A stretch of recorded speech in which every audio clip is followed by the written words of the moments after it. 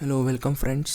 तर भारतीय साक्ष अधिनियम 2023च्या आपण या सेकंड लेक्चरमध्ये आलो आहे. तर या चॅप्टर 1मध्ये प्रिलिमिनरी पार्ट आहे.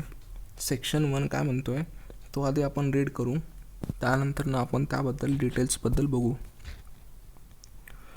तर this act may be called as a Bharatiya Sakshya Adhiniyam 2023.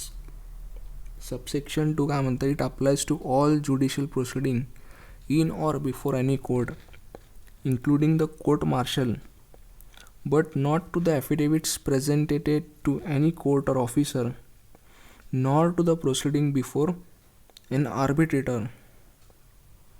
And subsection 3, it shall be came into force on such a date as the central government by notification the official gazette appoint.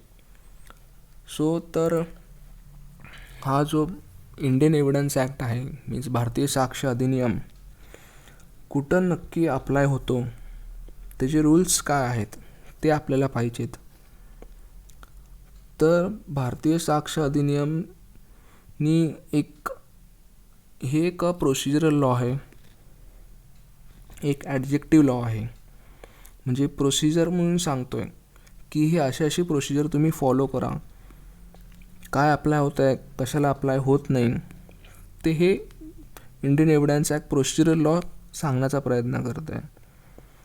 तर भारतीय साक्ष अधिनियममध्ये so it is applies to the judicial proceeding before the court, असं त्यांनी स्टार्टिंगला सांगितलं. आपण प्रोव्हिजनमध्ये पण बघू की it applies to all judicial proceeding in or before any court.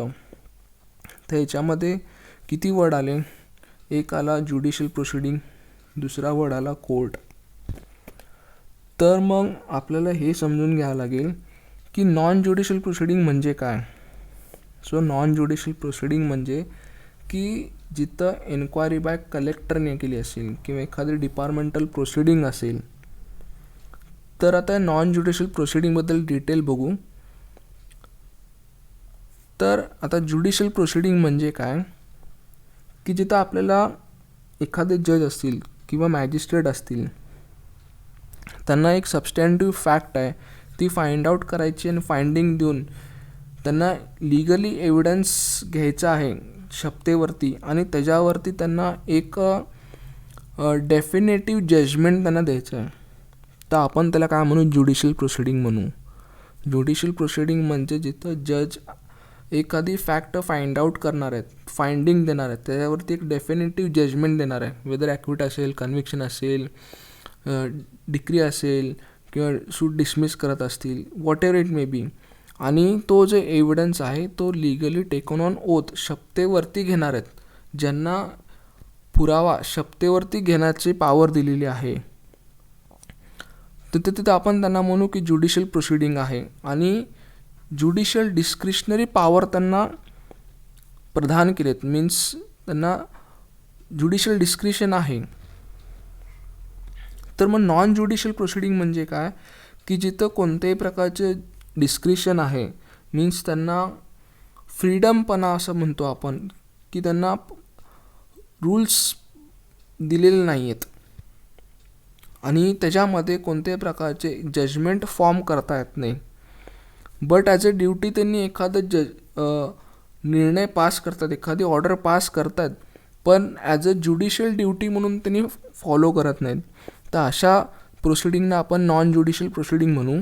आणि जिथं ज्युडिशियल प्रोसिडिंग आहे, जिथं evidence legally taken on oath घेतला जातो आणि सबस्टँटिव्ह फॅक्ट फाइंड आउट केली जाते आणि तिथं डेफिनेटिव्ह जजमेंट देता येतं आहे, तर त्यांना काय म्हणायचं, ज्युडिशियल प्रोसिडिंग म्हणू. तर नेक्स्ट त्यांनी म्हटले परत की it is not applies to the ॲफिडेविटला लागू नाही आणि आर्बिट्रेशनच्या प्रोसिडिंगला हा भारतीय साक्ष अधिनियम लागू होणार नाही.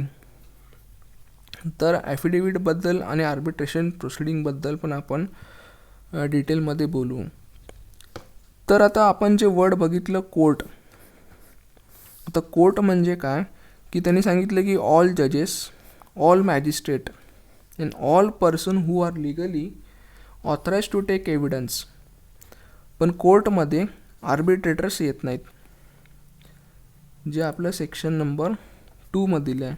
की कोर्ट इन्क्लूड्स ऑल जजेस, magistrate, all person except arbitrators and legally authorise to take evidence. हे कोर्टची व्याख्या आपण बघितली.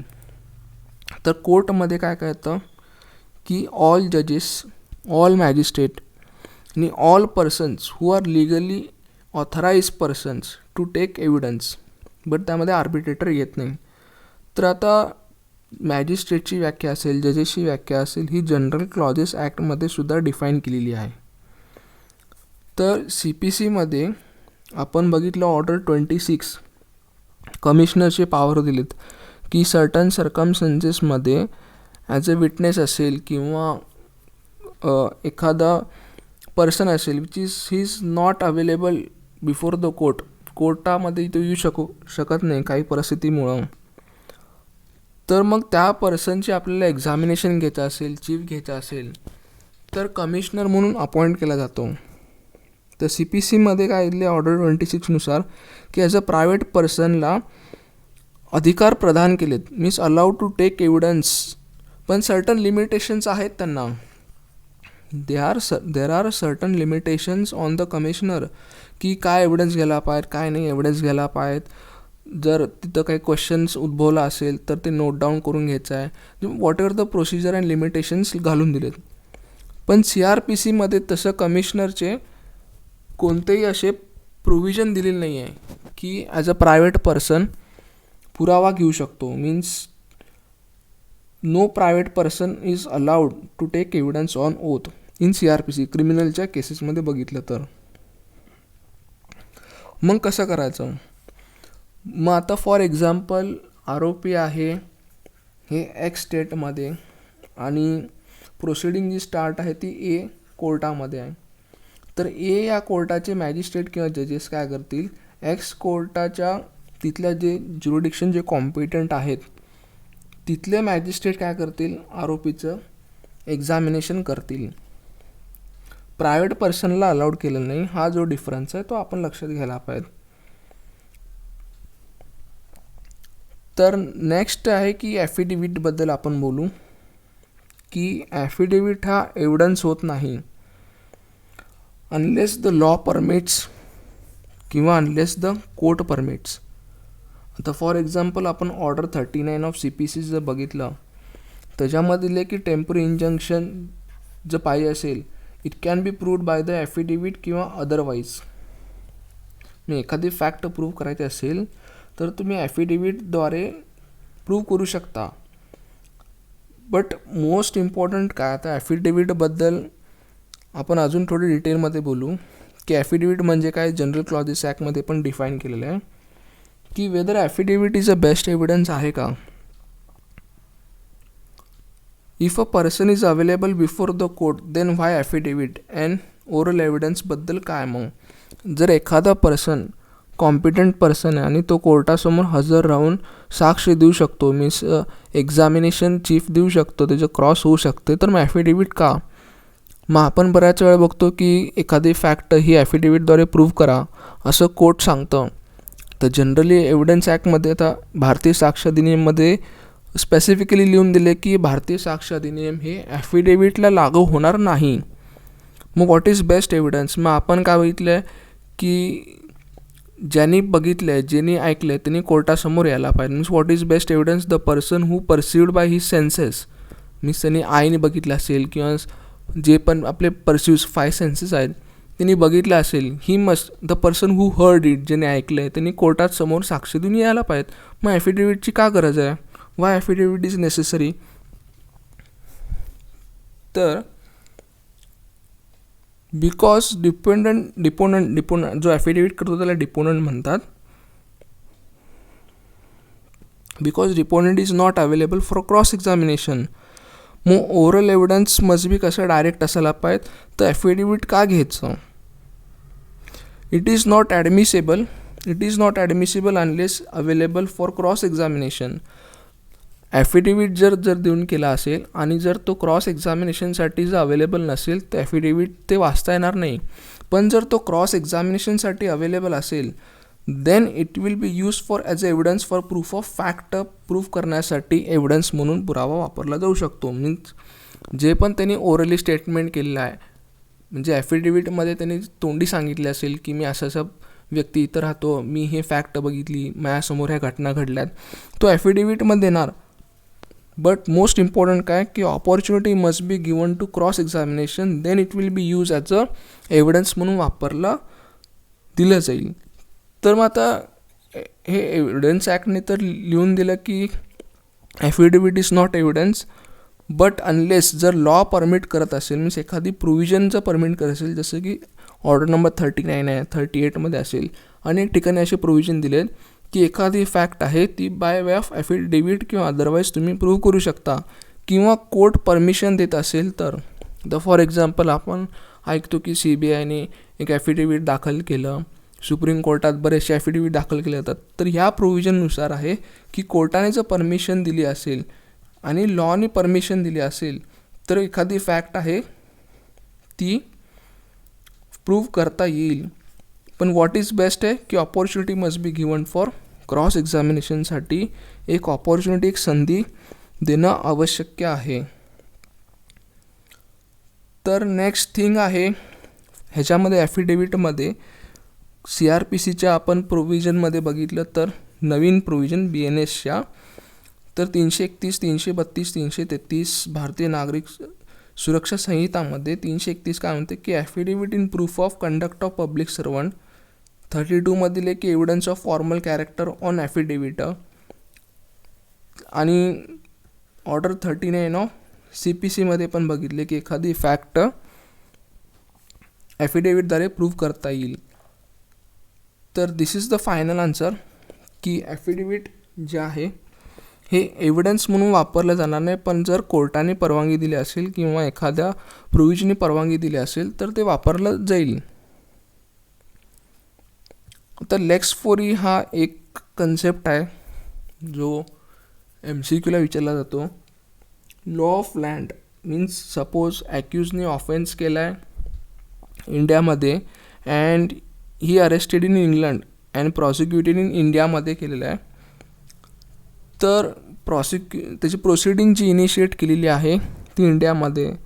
तर लॉ ऑफ लँड मीन्स लेक्स फोरी ॲप्लिकेबल होईल, मीन्स लॉ ऑफ इंडिया जे आहे तो ॲप्लिकेबल होईल लेक्स फोरी संबंधी.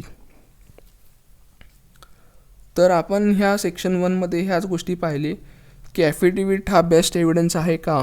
जर एखादा पर्सन कोर्टासमोर हजर होतो आहे तर मग ॲफिडेविटची का आवश्यकता आहे. तो जो ओरल एव्हिडन्स देत असेल, जर त्यांनी परसिव्ड केला असेल एखादी fact, then he must come before the court and state it. पण because the deponent is not available for cross examination then it cannot be use. If it is admissible करायचं असेल तर he must be available for cross examination, then it will be use for proof of any particular fact. So section number 1मध्ये तर आपण हेच पाहिलं की काय काय बघितलं की it applies to judicial proceeding. Judicial प्रोसिडिंगमध्ये एखादा जज असेल, मॅजिस्ट्रेट असेल, कोर्ट असतील, त्यांना लिगली ऑथराईज पर्सन आहे टू टेक एव्हिडन्स. त्यांना ज्युडिशियल डिस्क्रेशन आहे आणि ते एखादे डेफिनेटिव्ह जजमेंट पास करू शकत असतील तर त्या प्रोसिडिंगला आपण ज्युडिशियल प्रोसिडिंग म्हणू शकतो. आणि जे नॉन ज्युडिशियल प्रोसिडिंग्स आहेत ज्याच्यामध्ये त्यांना ज्युडिशियल डिस्क्रिशन नाही आहे, जसं की कोर्ट कलेक्टर बाय एन्क्वायरी असेल, डिपार्टमेंटल पोलीस डिपार्टमेंटल एन्क्वायरी असेल, तर अशा केसमध्ये त्याला नॉन ज्युडिशियल प्रोसिडिंग म्हणता येईल. आणि हा BNS जो आहे इन्क्लुडिंग कोर्ट मार्शललासुद्धा लागू होईल. अगोदरच्या कायद्यात बघितलं तर त्यांनी क्लिअर कट लिहिलं होतं की एअरफोर्स असेल, नेव्ही असेल, तर यांना एअरफोर्स असेल तर त्यांना लागू होत नाही, तर तो पार्ट इथे डिलीट केला आहे. तर हा ॲफिडेविटलासुद्धा जनरली लागू होत नाही, पण कोर्टाने परवानगी दिली असेल किंवा एखादी स्पेसिफिक प्रोव्हिजन दिली असेल अँड ही द डिपोनंट म्हणजे ॲफिडेविट केला आहे, he must be appeared for the available for the cross examination. त्यांना ऑपॉर्च्युनिटी द्यायला पाहिजे अपोनंट साईडला, then it will be use for proof of फॅक्टसाठी यूज वापरला जाईल. And it is not applicable to the आर्बिट्रेशनच्या प्रोसिडिंगलासुद्धा BNS भारतीय साक्ष अधिनियम जो आहे BSA लागू होणार नाही. So thanks for watching. This is the section 1 of भारतीय साक्ष अधिनियम. Thanks for watching.